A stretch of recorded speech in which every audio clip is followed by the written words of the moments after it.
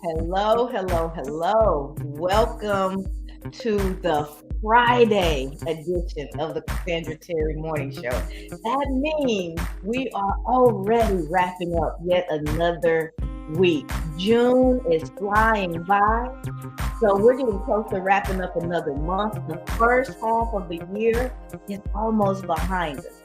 We're not focusing on what's behind us. We're not even focusing on what's ahead of us. We are smart to focus right here, right now. And so we're focused on today. We're focused on this experience. We're focused on the community that is building this experience with us. And we are grateful for each and every one of you. So you guys come on in the room, wherever you're catching us, whatever form of social, your favorite platform. We're there and we're happy that you are here. Invite a friend. If you're watching right now, I see you guys coming in. Please share the live. Share it with your audience in general, but also share it with somebody personally. Who do you know who could benefit from having the conversations that you're privy to every day with us? Who comes to mind when you hear that question? Whoever that is, shoot a message to them. Tell them to stop what they're doing and come join us and spend a few moments on this Friday getting focused on right now, focused on their lives, focused on how they're going to complete this day and this week, and why focus and thinking about those things are even important in the first place. That's what we will be talking about today. I look forward to your comments because they always enrich the experience. You guys are brilliant. You have so many good things to share. And as we go around the virtual room and we share our thoughts, everything that we say gets enriched by the comments that you drop. So let us know what's on your mind. Leave your experiences because they do make us better. And it may not be for me. It may not be for Brian. It may not be for Denise. We never know who's going to see what you say, what you write, and they go, if she can or if he can, so can I. Oh, that's exactly what I needed today to give me that push to go ahead and wrap this week up well. It happens all the time. I hear from people months sometimes after something's been put out, and either something one of us said or something that one of you shared really resonated with them and gave them that just what they needed to be uplifted and encouraged to keep moving forward. And that's what this space is about.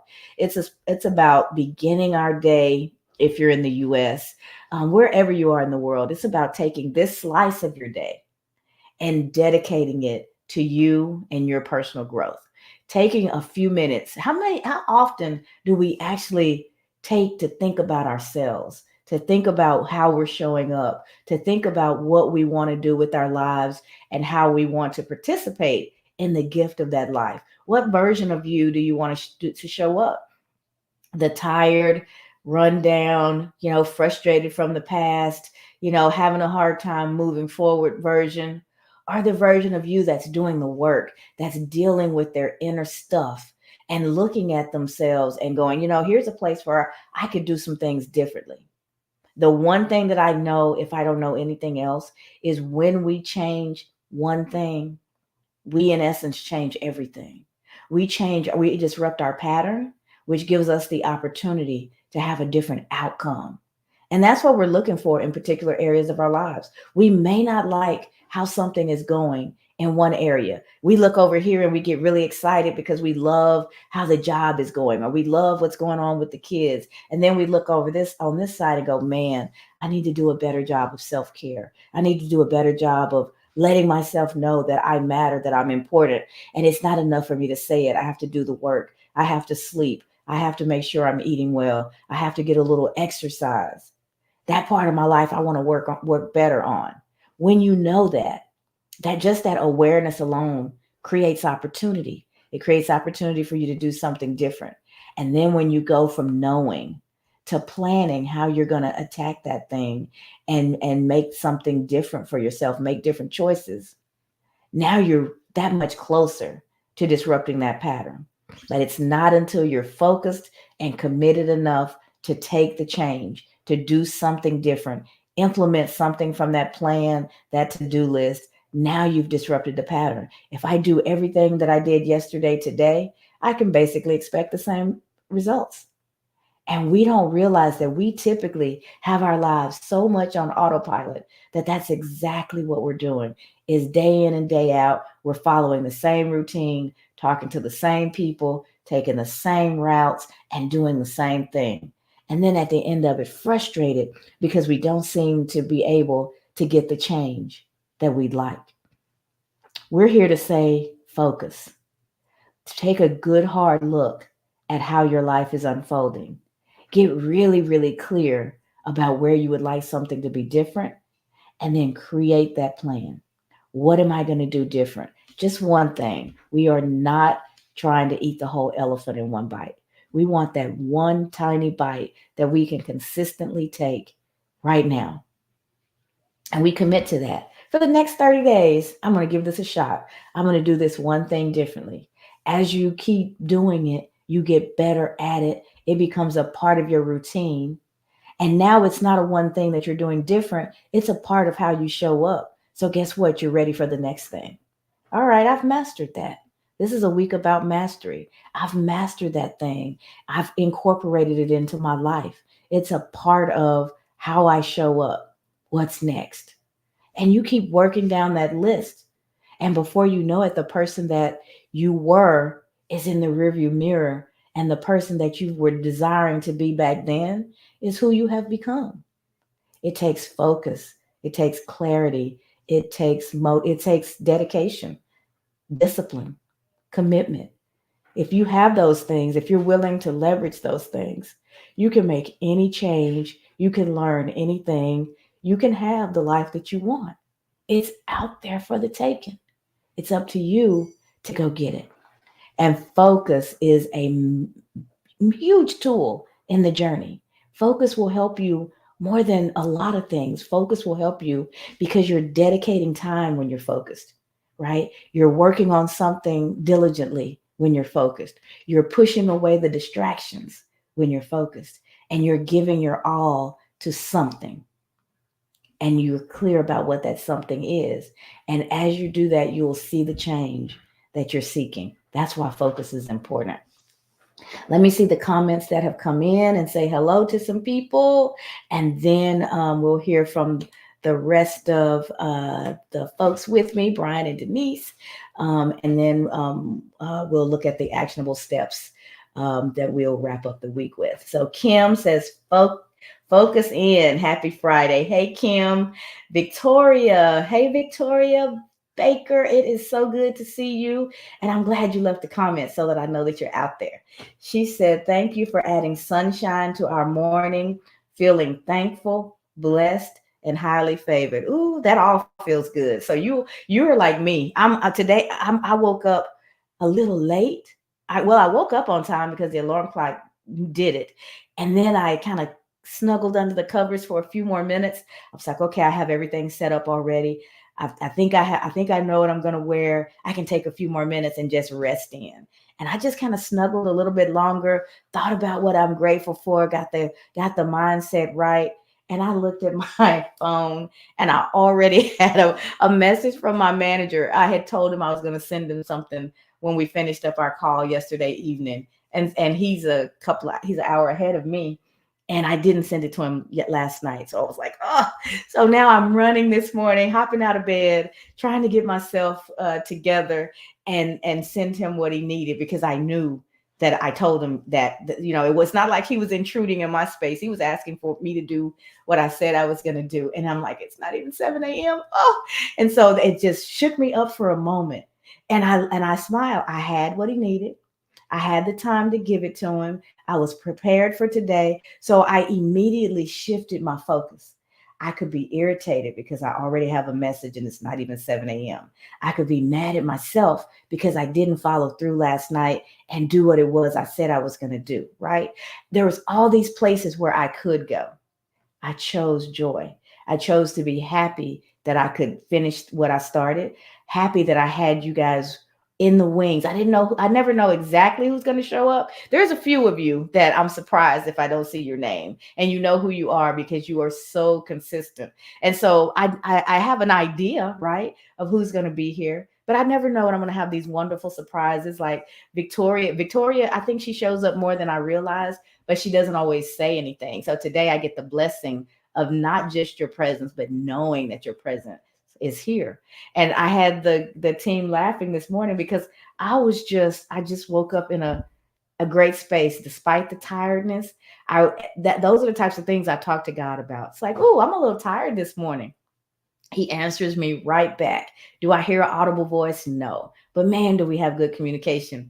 And we talked about the week. It's like, yeah, you are tired. You did this and this and this. Look at all that stuff you got done. You earned the tired.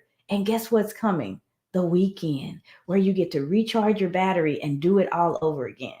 We have conversation just like I would have conversation with one of you, and it reminds me and it refocuses me and it helps me to lift myself up and focus on the things that are going to keep me going instead of allowing myself to get flustered. Have you ever had a message from the boss and felt like you dropped the ball? That can throw off your whole day, and it can get inside your head and just take you places. Or you can sit back and go, okay, what do I need to give it? When do I need to do it? How do I get it done? I focused in that moment on what was important, and it allowed me to get through that little situation, have my sanity intact, and show up with a genuine smile on my face, excited and ready to go. I know he's waiting for me as soon as I come because he'll want to talk about what I sent him. But I've done my part at this juncture, and I'm free to get back to my morning routine. Guys, what we think about in those moments, what we focus on, it has a huge difference on how you experience your life. That was a moment where the old Cassandra would have been really frustrated. I either would have been mad at him or mad at myself, or both. And what is that energy going to give me? It's going to take me down. It's going to remove my smile. It's going to make me miss my joy.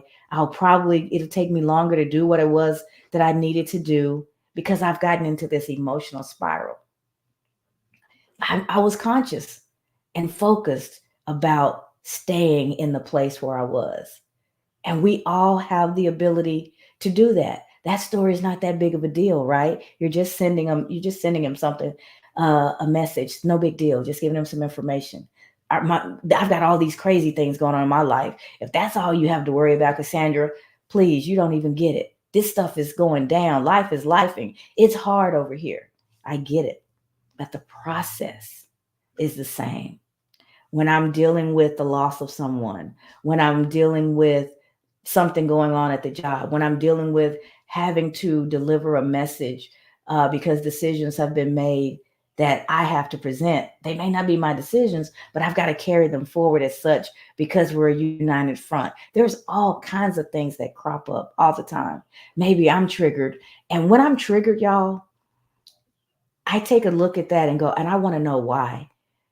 That reaction was bigger than the experience that I just had.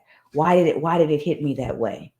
Those are such important questions to ask yourself, because you're going to find areas in your life where of things you either haven't let go of, you're still dragging baggage from the past, places where you haven't quite healed. So when those trigger times happen, I don't want you to get frustrated over the fact that you became frustrated, but I want you to, as you get calm and you get yourself into a better, more centered place, go back and replay that situation and see if you can understand where your frustration came. It's a clue. That triggering is your body's way of telling you there's a place that needs some attention. And guess what? Once you know what that is and where that is, you can start to do the work. Again, another pattern can be disrupted. You focus on that area of your life. You do the work to heal, to forgive, to let go, whatever it is. And now you're not going to be triggered in that space anymore. It's not a blind spot that and things crop up and just completely throw you off. You've done the work. You've paid attention. You focused in, and now you can set that thing aside, take the lesson from it, leave the rest behind. We have that much control, but we have to slow down. Have you ever heard sometimes you have to slow down to speed up? We do. Sometimes we have to slow down and experience our experiences, feel our emotions, ask ourselves some questions, give ourselves some honest responses. And that allows us to find the pattern that needs to be disrupted so that you can heal, forgive, change, transform, whatever the work is that's ahead of you. Slow down so that you can speed up. How does that work? Have you ever been in traffic and your lane is just eking along? You may have to slow down just a bit to get around that car so that you find the free space to accelerate and move past all that junk that was in that lane. Our emotional lives are the same way. We have areas where we're clogged, where the traffic jam is happening. And because we're not doing anything about it, we're not looking at it, we're not seeing the traffic, we won't allow ourselves to experience it. We're just stuck in that traffic jam. And we're just bumping along, going along, bumper to bumper to bumper, until finally we get triggered and bump, we hit the horn, right? We yell out the window, we say a few expletives, all that stuff goes down. And sometimes we don't even know why. We're here to help you get out of that emotional traffic jam. Sometimes you're going to have to slow it down. My computer just flashed. I'm not sure if you guys can still hear me. Yes, we can. Awesome. Thank you. So sometimes you do have to slow down, hit the brakes, move around so that you can move around the traffic, and away you go, sailing through life. Now you can accelerate. You've slowed down in order to speed up. Now you're moving faster towards the life that you're working towards, moving faster towards your goals, moving faster towards the things that are important to you, becoming the best version of yourself. That's actually, yeah, I don't think you guys can see me anymore. I see a black screen for myself. So let me see. I can see you and hear you. Okay. So that's what my t-shirt says, becoming the greatest version of myself. I didn't know I was going to work that in, but that's why I try to get myself out the way before we start talking. As I heard myself saying it, I went, hey, that's what I'm wearing today.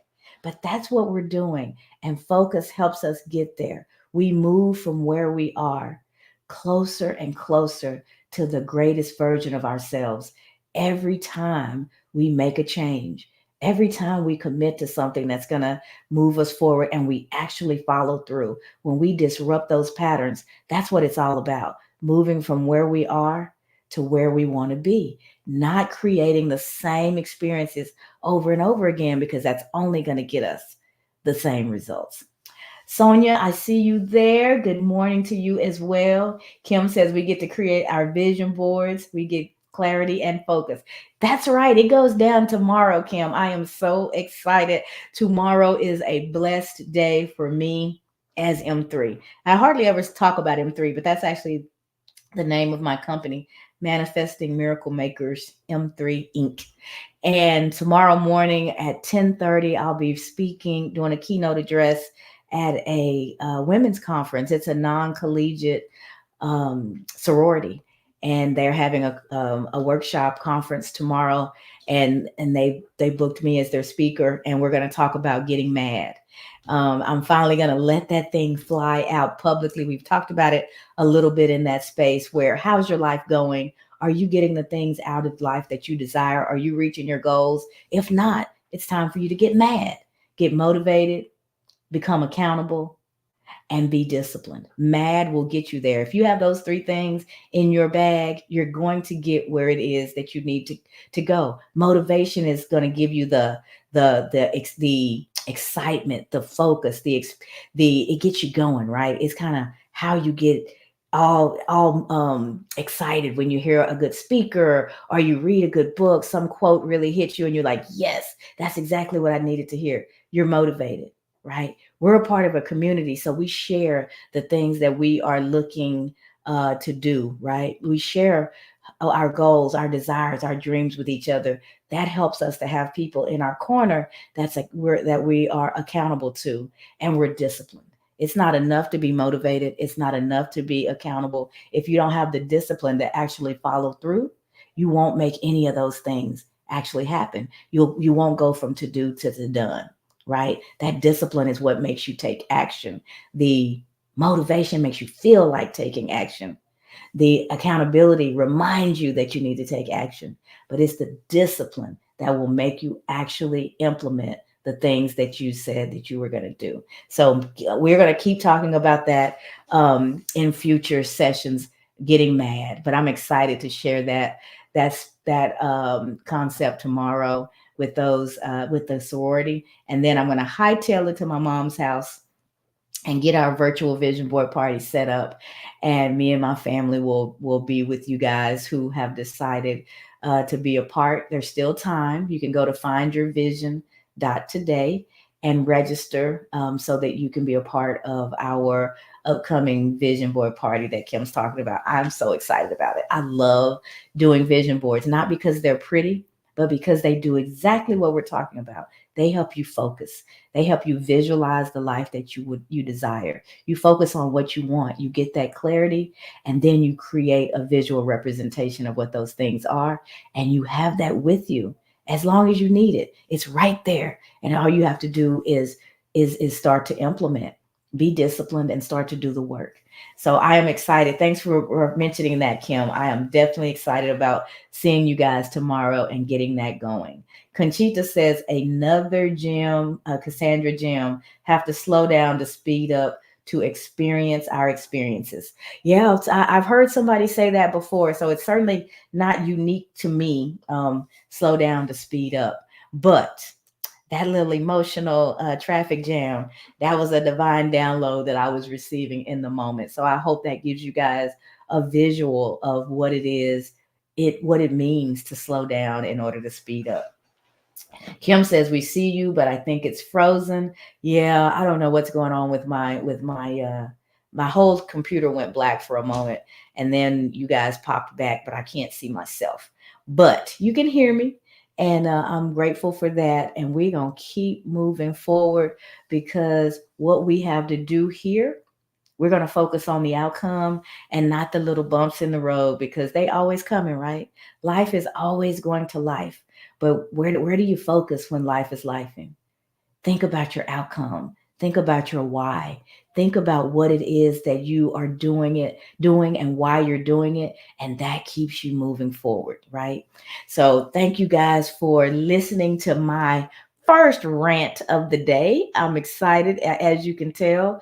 Man, we've got quite a few folks on IG. Hey, Michael, my cousin Jackie, Cynthia, I see you as well. She said, good morning all the times. Sometimes I struggle against it. So Michael says TGIF. Absolutely. I'm so glad that it's Friday and I am ready for a wonderful Saturday and then a restful weekend, Sunday with the family. And then we're back to a new week to do it all over again. But we're not going to do it exactly the same way. Along the way, we're going to stay tuned in to us and what we're doing and what outcomes we're getting from what we're doing, so we can find those patterns, we can disrupt them, and we can give ourselves the opportunity to change what needs to be changed. And that slowing down and picking up on what's going on in our lives will allow us to speed up towards becoming the greatest version of ourselves. We do have a quote this morning. It's a really simple one, but it says a lot. Focus is the key to mastering anything. This is our week where mastery was the focus, right? We are the theme for the week. And so Focus Friday, enhance your focus and master your now. That was the title all over the socials for what we're going to talk about today. And the quote certainly highlights that focus is the key to mastering anything. If you're doing too many things, nothing is getting enough attention for you to master it. And so that focus and being determined and clear about what that thing is and giving it all of you for a period of time is how you become better. Is how you become better than you were before. Focus is the key to mastering anything. So, Denise, um, I am going to give the floor over to you. Would love to hear what you'd like to share on this Focus Friday. Happy Focus Friday. I'm so sorry I have to run out right after I'm being picked up at 15 minutes. And the person that's picking me up this morning is not one who's been blessed with patience to wait. So Okay, no problem. I found that out the hard way. But to his credit, he picks up several people. So you're along the line, and if you're not out there, he might keep it moving. Anyway, I love what Conchita said about slow down to speed up. I remember when I learned how to drive a stick, and I learned how to downshift just to go faster. You downshift and then you kick that sucker into gear. So it reminded me of that. But I'm excited about the vision board party tomorrow. Can't wait. I have done a vision board several times, but I've never been a part of a party. So I look forward to doing that as a group. And then I really appreciate what was said about being triggered. Like, why did it hit me that way? And I've been able to do that a lot in this season to keep myself motivated to continue growing, like emotionally, instead of reacting. I'm responding more. And then lastly, I've been really focused on, I was telling Brian as we were waiting for the show to start, I've been really focused on what he said yesterday. I never quite heard it that way, that we go from experience to experience. And I was really thinking about that last night. And I said, I don't know if I've ever heard it. I don't know if I ever really thought about it. But if you really dwell on that and you think about it, it's a deeper statement, and it takes you deeper because you can't extend the great times any more than you can minimize the bad times. You can't make the great experiences last longer like you'd love to, and you can't shorten the hurtful and painful experiences like you may want to. You just have to, you do your best and you hang on, and you know that it won't last always, and allow life to keep lifing, and you go through the experience not just when it's good, but I had to remind myself, go through the pain and go through the experience, and stop in and check in with myself, as some of the experiences this last year have been maybe the most painful of my adult life. And I haven't tried to avoid. I was blessed to come into this community at that time. We met at that time in my life. Yeah. And I've learned how to just accept life as it keeps lifing, grow from it, and keep going. And I'm still learning and I'm still trying to express through it. But I really appreciate, and I'm really focused on that thing that Brian said yesterday. It's an experience. And I'm not trying to go around, I'm not trying to avoid, I'm not trying to avoid anything. I'm allowing life to life, and I'm growing up. So you guys have a wonderful Focus Friday. Have a wonderful weekend. I look forward to seeing all y'all that's going to be in the vision board party tomorrow, Kim, and anybody else that's signed up. And if you haven't signed up, please join us. Y'all have a wonderful one. You too. Be safe and have a wonderful event. We will see you tomorrow. Looking forward to it. All right, Brian. Over to you, Mr. Content Dadpreneur. What's on your mind on this Focus Friday? Oh, so much has popped up since we started this Mm-hmm. morning. Uh, one thing that really stood out to me after listening to what Nee said, some of the comments that came in, is the devil is in the detail. Have you ever heard Mm, I the devil have. is in the detail? Yep.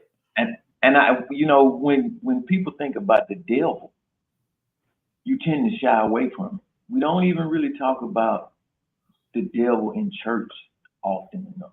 And it's just Mm. a term. He's not some horned, red, you know what I'm saying, tall, menacing figure.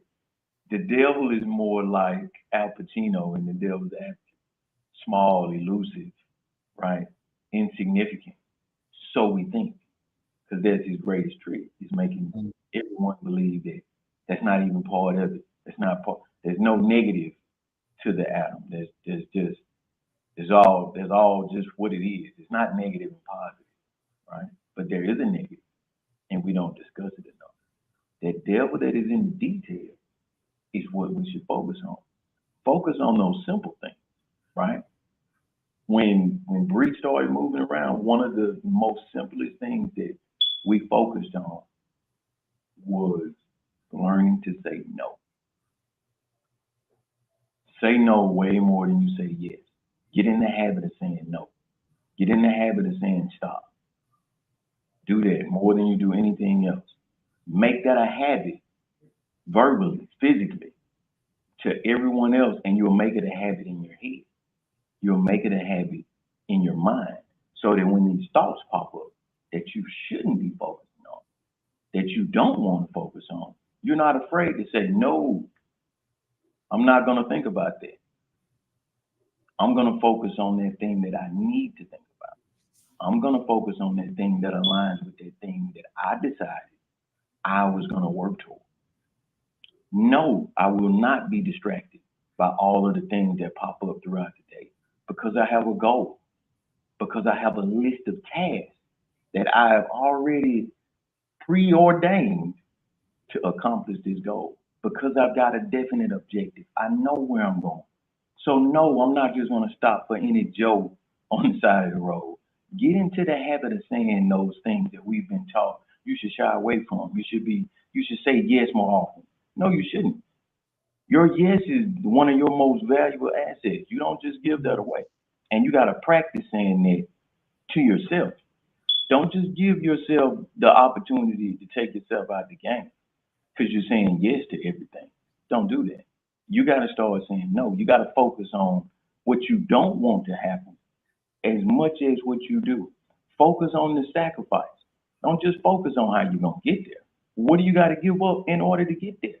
Is it worth it? Is that really what I want to do? Before you start saying, I'm going to do this, focus on those small things and it'll build up. That's that cadence. It's not just in conversations, it's in your life also. Got me to preach it.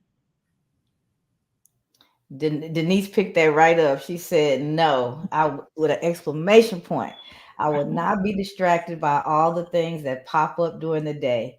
I will be focused on that part today. Thank you, B. So you done gave her another thing. 2 days in a row, you on a roll with Denise. You are giving her the things that are getting her thinking and focusing on so you are nailing it in Denise land. So I love it. I love it. I love it.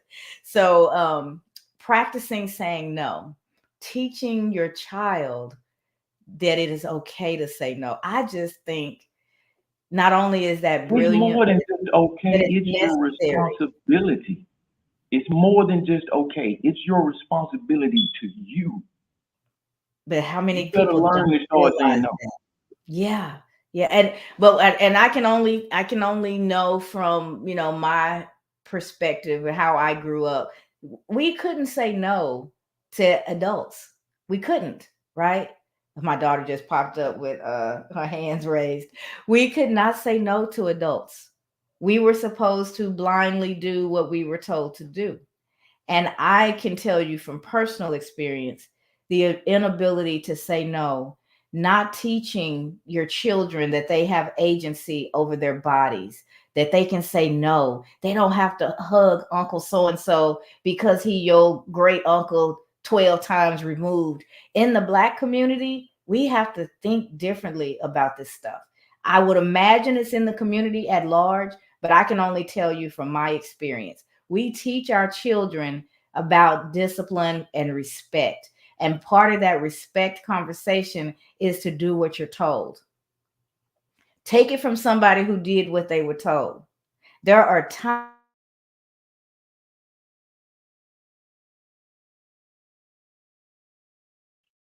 I believe we lost Cassandra for a few moments. I see the hands up here. Yeah, it's actually true. Not just physically, but mentally. Take agency over your mind. message. Okay, you back. Yes, the technology is messing with me. Y'all felt my energy shifting and me getting a little bit louder because this is such an important thing for me to know that you have a little girl that you have taught how important her yes is. And it is not something that she's just required to give to somebody because of who they are or because of their age. That lesson will protect her, will allow her to create such a different life mentally where everything begins. And when you create that different life mentally, I don't think our parents, as we were growing up, thought, you just let anybody touch you anywhere. That's not what they meant. But when you tell a person that they have to hug, like to this day, my grandchildren only hug me when they want to. I am so good to those kids. They know when granny's coming, it's going to be fun. There's going to be a treat. But that does not mean that they owe me physical touch. I'm not buying their physical touch with an ice cream. We have to teach our children that they have agency and license over who they let in their space like that. If they don't want to hug, we laugh about it. And I say, all right, well, Granny will get the hug next time, get it later. But before I leave, I bet you're going to want to give me a hug. But there's no forcing. If they don't have to hug me, they certainly don't have to hug Uncle so-and-so down the road. And that teaches them that they do have, not like Brian said, not only the right, but the responsibility to say no. There's a quote I can't remember who it was now, but he said the difference between the good and the great is the great say no to almost everything. They're very, very protective of that resource, their yes. They know that they can't do everything and do it all well. They know that they can't divide their attention so much that they're all over the place. So how do they become the ultra wealthy? How do they create these amazing spaces and all of those things? They focus on that and they let some of the other things, even though they're bright ideas, even though it's a good opportunity, it's not the opportunity for them right now because they're focused on this and they're pouring into it. And that gives them the opportunity to make the most out of it. Our no's and our yeses are so important. I grew up, I used to get physically almost ill if I had to say no, because it was just so foreign to me, being a people pleaser. It took me into places I didn't want to go. It had me with people I didn't want to be with, having experiences that I didn't necessarily want to experience, but I didn't have that mental fortitude. I didn't have that agency. I believed that in order to be liked, in order to be cool, in order to be in, I had to follow and do what they did, right? When folks came around that I may see once every few years, just because they shared a little bit of DNA, I got to hug them. I got to be in conversation, even though my spirit is telling me, not really. My kids weren't raised that way. They can say no to me. They better respectfully say no to me and we have a conversation, but they can say no to me. And it's important that they know that. If they can say no to their parents and you can have a conversation with them about it, imagine how that's going to set them up to lead not only their lives, but the things that come in their lives from a position of power. And they're thinking, they're just not automatically following along. That agency over your life and that protection of your yes is so important. Teach it to the little people in your life. As much as you want that hug, as much as you want to do whatever you want to do, throw them up in the air and see they're giggling. If they say they don't like it, stop and go, oh, I'm sorry. I was just trying to have a little fun. But if you don't like it, I won't do it. If they get that from the people who are up close and personal, that teaches them without the words, because words drift away. But our experiences stick with us for a lifetime. It's not, you can't tell them it's okay to say no and then be mad at them when they do. It's the experiences that teach these life lessons that stay with us for so long. So you have to show them by your actions and your response to them what's okay and what's not okay. My daughter happens to be on. She says, my kids tell me no, and I had to learn to teach them it's okay to say no, and to ask questions. That was another thing. We weren't supposed to ask questions. We were supposed to just do what we were told. And if you asked, especially, you can say why. So I go back and I teach and talk to the adults in my life, the adults that helped bring me up. And I tell, it's not being disrespectful. My son asked me a question years ago when he was little. We were at my aunt's house, and she recanted the story over and over again about the fact that he asked me when we were leaving or while we were doing something. He was curious as a kid and he wanted to understand. But that generation takes it as some form of disrespect and us being soft on our kids. No, we're teaching our kids to survive in the world that we live in. That blind no made sense. That blind following and yes, and do what you're told. That made sense when we were in a space like slavery and segregation, and you can't drink here or do. It was life and death. If your kid went to the wrong water fountain, they could be beaten, hosed, jailed. There was a time where that mindset was so important. That kid needed to hear mama's voice, hear dad's voice, and do exactly what they were told because it was to keep them safe. But just as times change, our mentality doesn't often change with it. We're in a different time. I'm expected to tell people no in my job. I'm expected to tell the people who are well above me in their careers and are part of my management chain. I'm expected to tell them no and why something that they want to do is not a good idea. That's what they pay me for. They don't pay me for a blind yes because I can lead them off a cliff. I can lead them into some really bad financial decisions if we don't have if we don't have that conversation. If I just say, yes, let's do it because the boss said so, me and the boss could end up in a bad place. And I had to learn to have those conversations because they weren't the conversations that I was allowed to have in my home. It was a definite yes. And you didn't ask questions. You did what you were told. That discipline was an important part of how we grew up. Wasn't taught to teach us to be weak or anything like that. But there was a time when we needed that blind following. That time is gone. The world has changed. And if we don't change with the environment, we set our kids up to fail. We really do.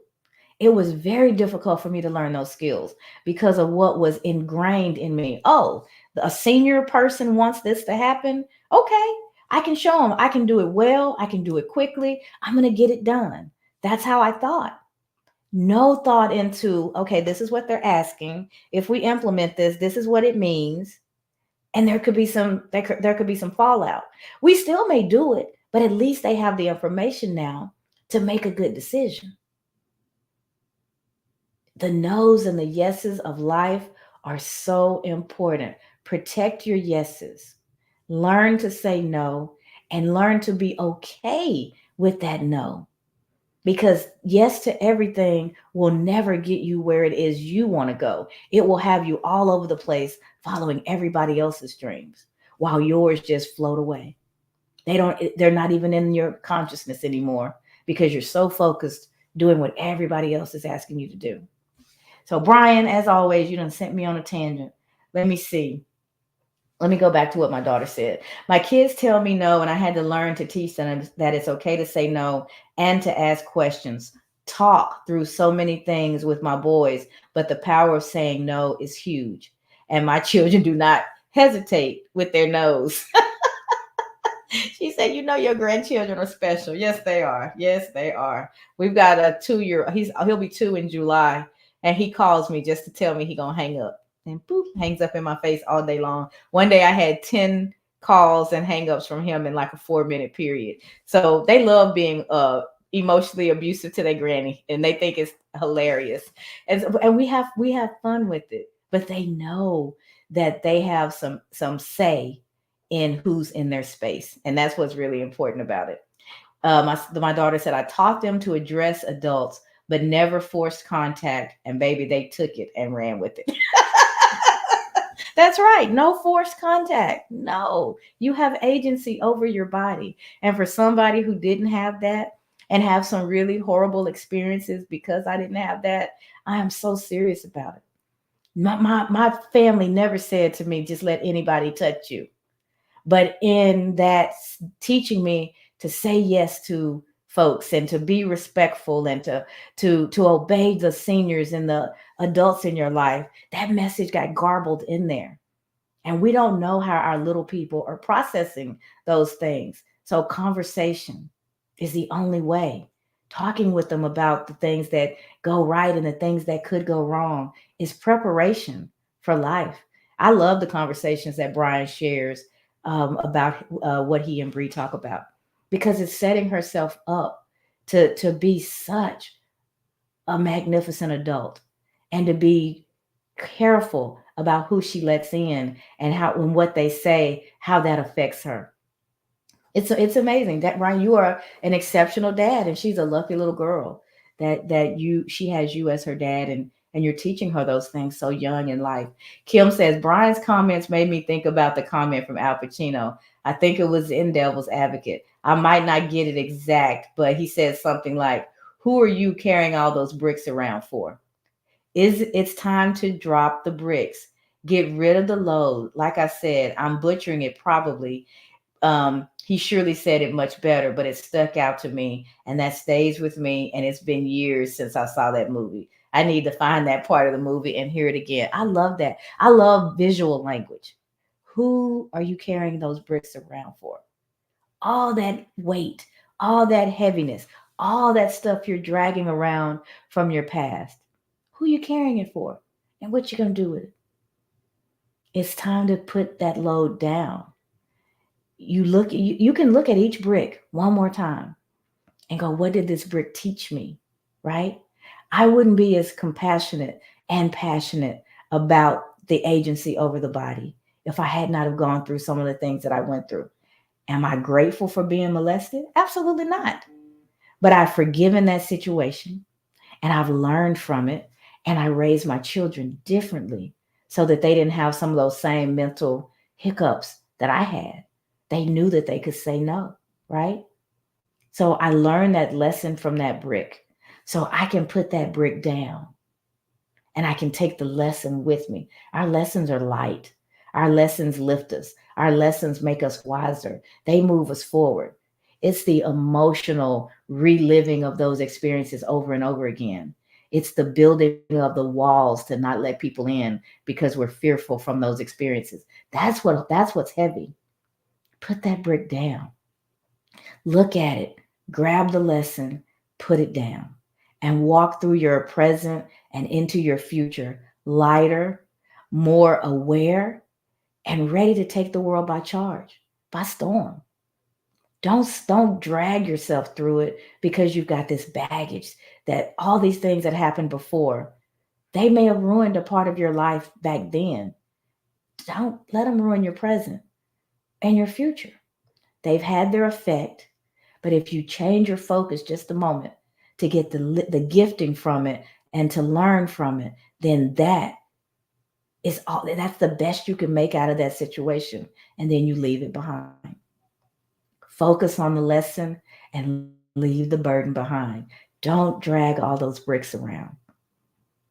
Your life shouldn't be this heavy, but it starts with you getting clear about what you're dragging with you, creating a plan to get rid of those bricks. I'm leaving them. I'm dropping them. I'm not going back to pick them up, because that's what we do. We get triggered. We have an event today that reminds us of something yesterday, and then we go back and grab all those bricks all over again. We got to leave them. Today is today, and I'm going to deal with that.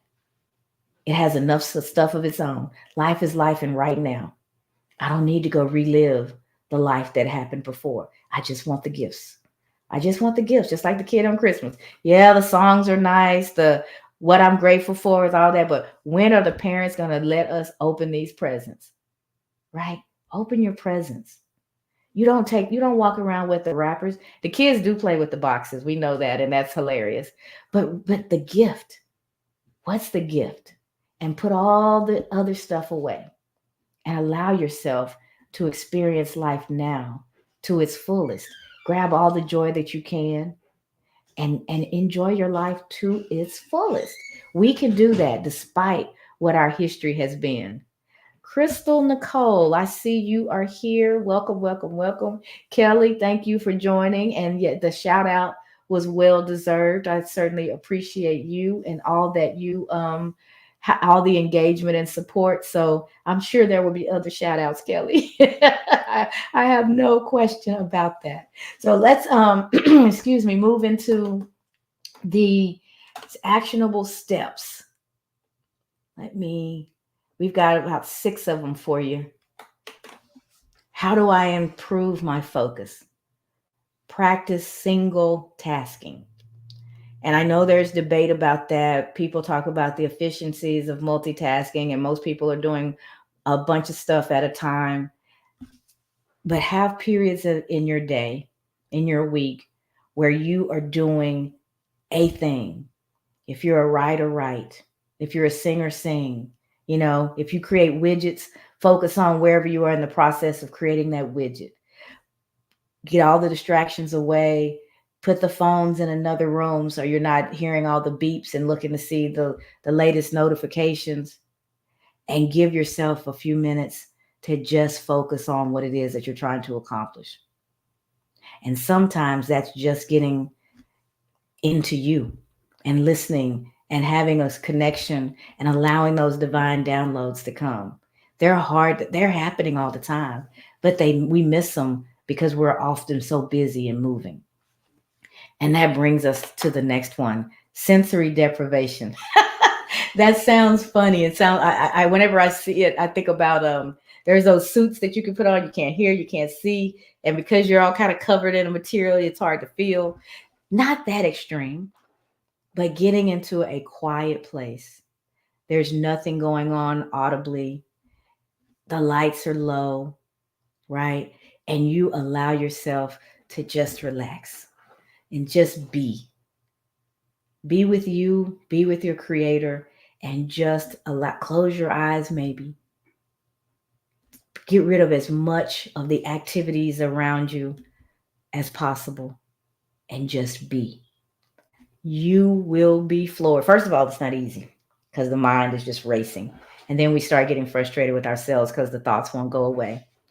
And you learn if you have a meditation practice, and it's important in prayer as well, because when we begin to pray and we begin to be committed about a prayer life, the first thing we notice is that while we're trying to focus on prayer, all this other stuff is coming through our heads. And I used to fall asleep. And I would wake up a little bit later, go, I don't think I said amen. Did I even finish that prayer? And it would be so frustrating.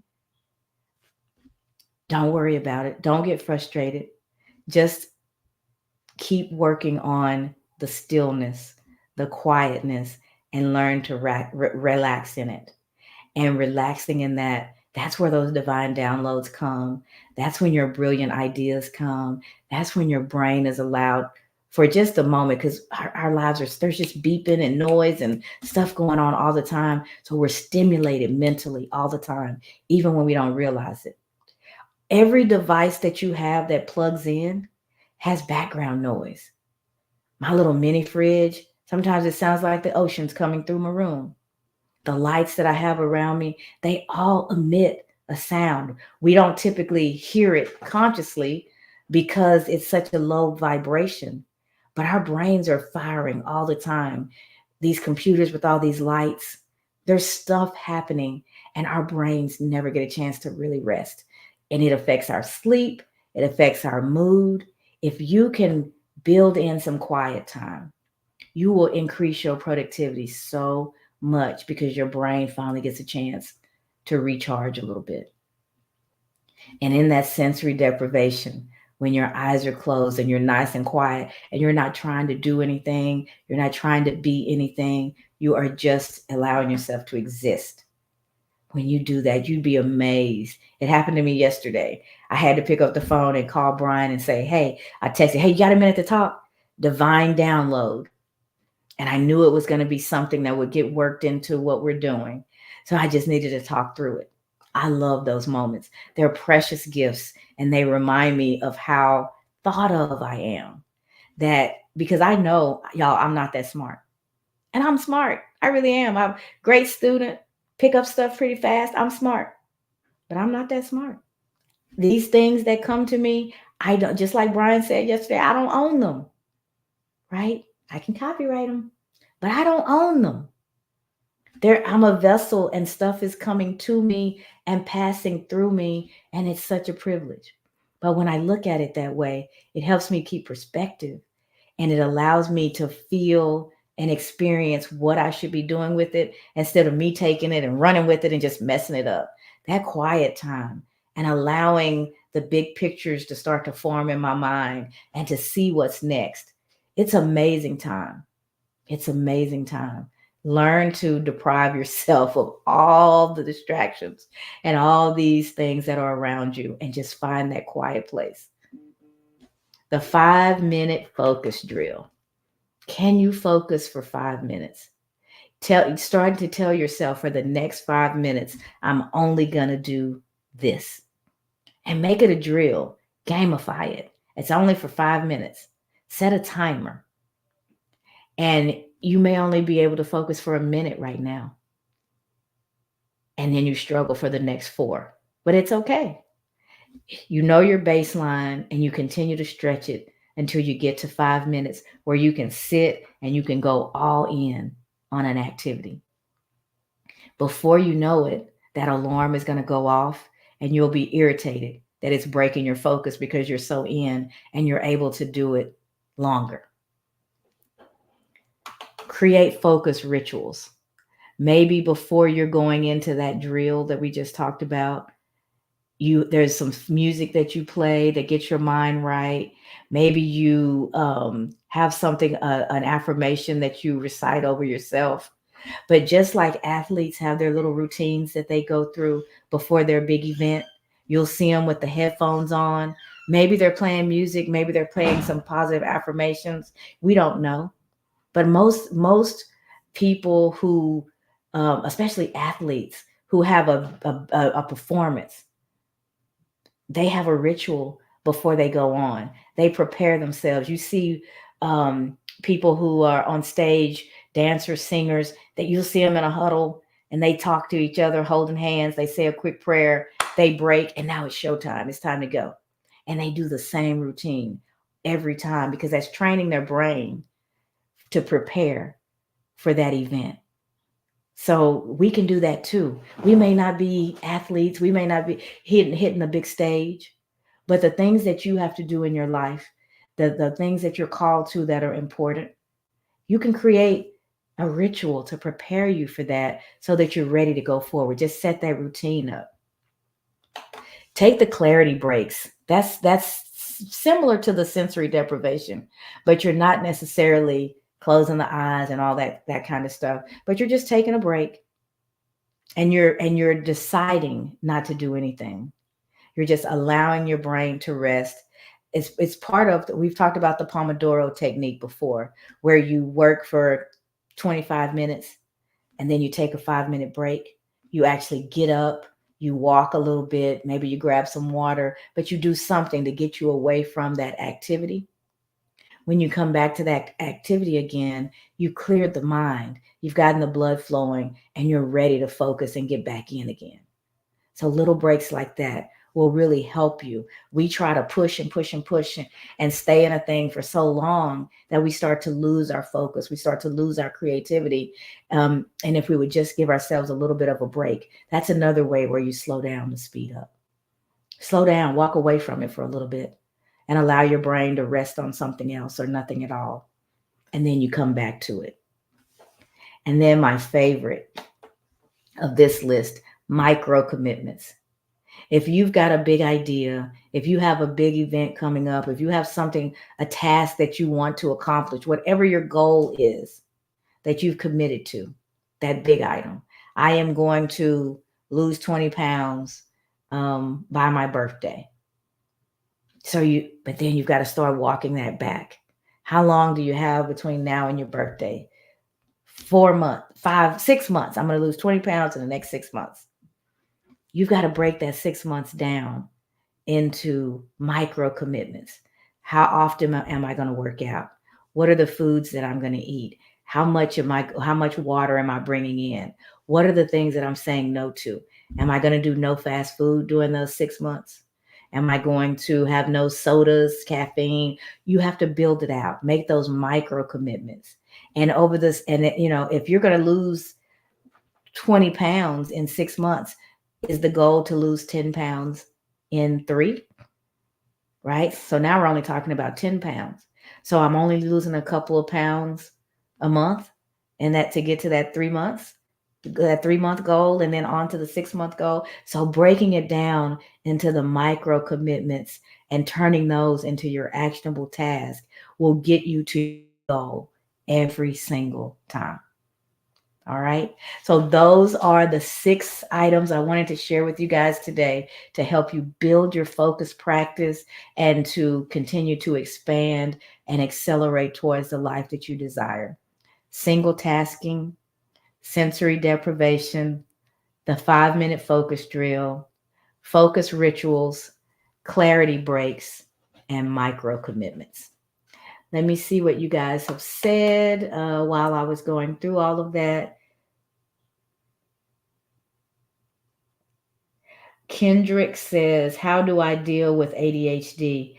I never can keep a job. I'm at 50 and I'm way past being tired of it. But I'm successful with graphic design though. So ADHD, true ADHD has sometimes some chemical imbalances and things that are beyond what we're talking about. So if a doctor has diagnosed you with ADHD, there may be a routine that you need to work on with them. And so I'm certainly not qualified to go into that realm. But what I do know is, when you have ADHD and things like that, the ability to focus is a real challenge, right? So break it down, Kendrick, into those micro commitments, those small tasks. If you're just trying to focus for 5 minutes at a time, 3 minutes at a time, and try to build that up, and a graphic design is creative. So I wonder, in those moments where you're designing, are you able to focus longer because you're all in on a particular task that really, or do you have to get up and, do you do it in small increments and come and go? Ask yourself where you're successful in that graphic design. What's happening there that allows you to do that successfully, that you can capture and apply that to other areas of your life. And if it's a corporate thing, a job thing, a lot of companies have a lot of companies will have, I can't think of the word. Hold on.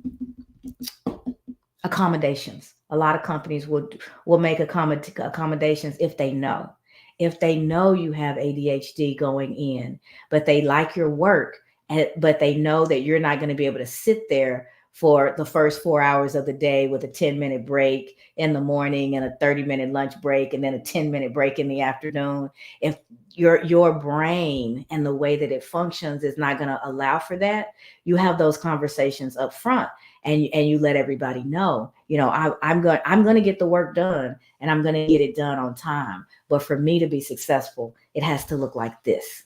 I have to work in 10, 15, 20-minute increments, and then I have to get up. So it may look like to you that I'm goofing off. The people around me who are sitting for that long, seeing me pop up, may not understand and complain to the boss. But it's something that communication is key. It's imperative that you are working with and for someone who understands your abilities, and you build your work environment around those abilities. You're still committed to getting it done. You agree with them when you're going to get things done by, and then based on how you're able to work, you build that into the environment. It may mean you do things a little bit differently than everybody else, but as long as everybody's understanding and you've had that conversation with whoever's going to hire you, then once you're on the job, it shouldn't become as much of a problem because they knew going in. So communication is key. Getting really clear about your abilities and learning to work within those abilities. And the sky's the limit. People with ADHD can be very, very successful and hold down jobs just like everybody else. But in order for that to happen, you have to work with some folks who are willing to work with how you work, right? And so don't hide the fact that that's there. Lead with that after they see how great your work is and they really want it. No problem, I'm ready to go, but it's going to look like this. You're going to get the same great work that you're looking at, but that how we get from point A to point B may be a little bit differently than the rest of your employees because, right? So some, work out what works for you, and then implement that. And in the meantime, we are wishing you all the best and appreciate the question and the transparency, but don't be tired. Get I get it. It's hard when things don't work out the way they want, and it can be exhausting, but just change your focus, Kendrick, from the tired to the outcome. What is it that I'm trying to accomplish? And stay focused on that, and then create your plan to get there. Not trying to do it the way everybody else does it. Do it the way that it's really going to work for Kendrick, and that'll allow you to be successful in other areas of your life, as just like the graphic design work. Let's see what else we have. Sierra says, absolutely. Break it into small tasks. We call that chunking in the world of education. Chunking. I like that. And she says, yes, my teacher friends keep stress balls and fidgets on them. Yeah. I remember when those things became all the rage a few years back. Those stress balls, those fidget items that spin and roll, and they quiet a busy mind. Folks with ADHD have very busy minds, and they use that a lot in the classrooms with the younger kids for sure, because it helps that while they're not even thinking about it. You can do this. I learned this in some training that I took a long time ago. You feel yourself getting agitated and wanting to get up and move around, but you don't have time to do that yet quite yet, and you need to focus. Just rubbing the tips of your fingers together, that repetitive motion, does some of the same stuff that those widgets and stress balls do.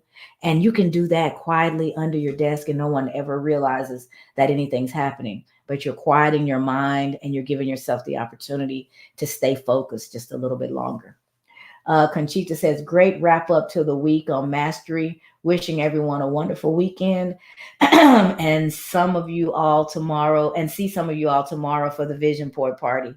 And Kim says, yes, chunk it out. Totally agree. I love that. Chunk it out.